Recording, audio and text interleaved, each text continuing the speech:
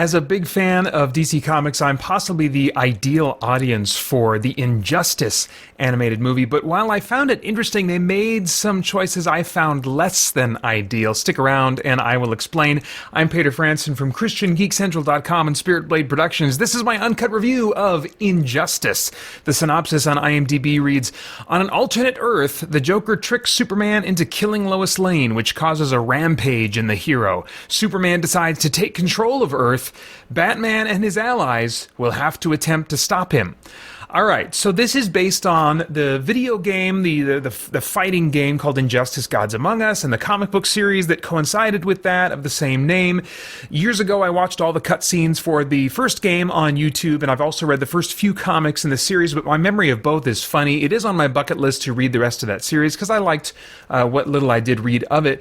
It takes place on an alternate Earth, but for most of the movie, it only changes events that happen to Superman, not who he essentially is. So this is not like evil Spock Superman, where it's like Superman, but he's evil. No, it starts with Superman as we know him, sharing almost identical life events, and you just feel like it's the Superman that you know and love and respect.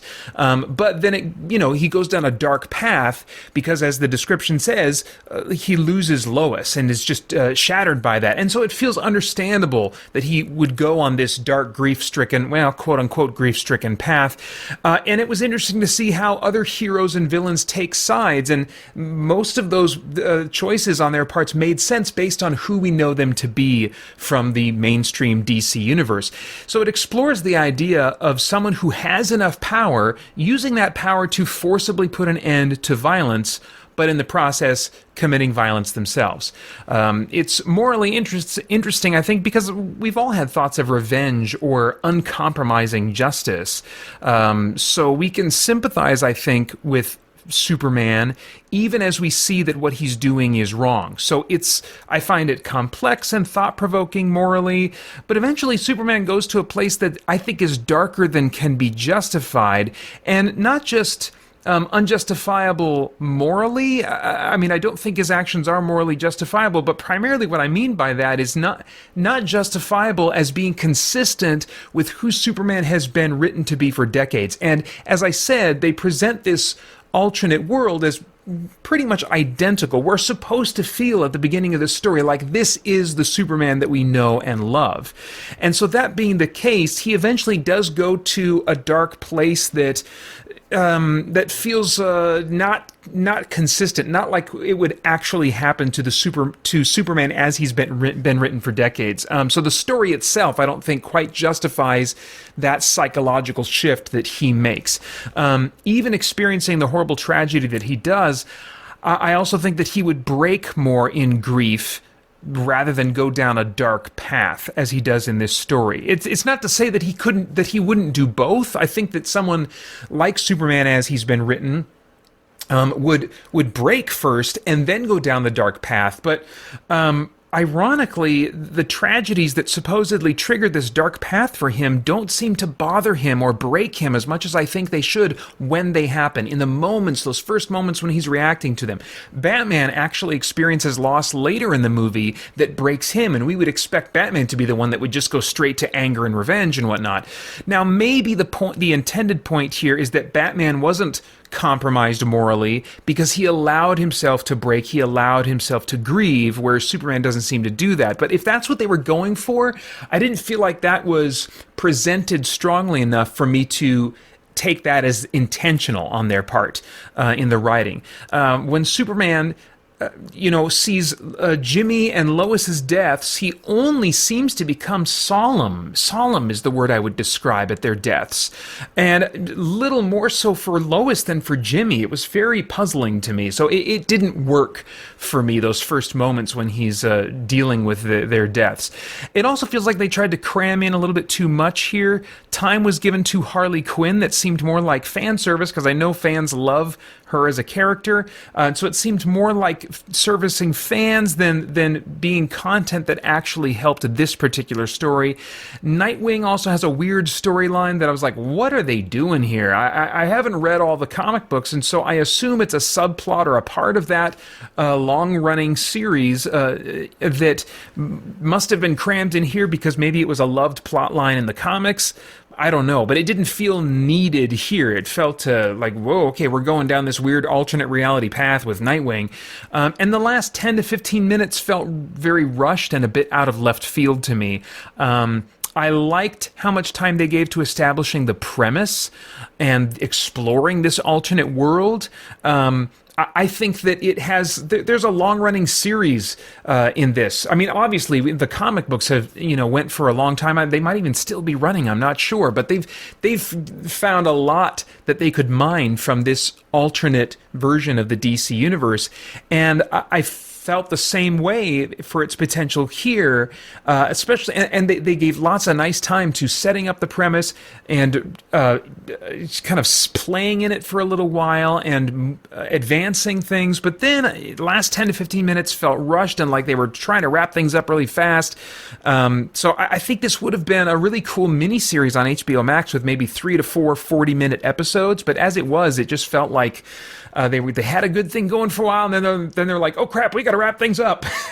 So even so, I am invested in this world as a DC fan and its characters, and so I had a lot of I don't want to say a lot of fun. I took a good amount of interest in enjoying the action and the friction between the characters. So I enjoyed it as a one-time experience.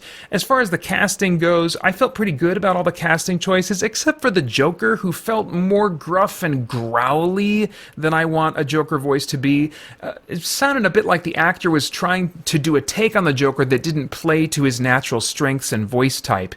Now, that may have not been the case at all. It may be just like he was going for something that was in the neighborhood of Mark Hamill, and it felt like, well, it sounds like you're going for Mark Hamill, but it's not quite Mark. I kind of would have rather they went with something that was just completely different, that had maybe even nothing in common with Mark Hamill, because that performance is so iconic that you're always going to get comparisons that, in my mind, it's better to get like a really great sound-alike or just go for a boldly different take. But I understand they're in a bit of a, between a rock and a hard place when trying to figure out how to cast and direct the Joker's voice in movies like this.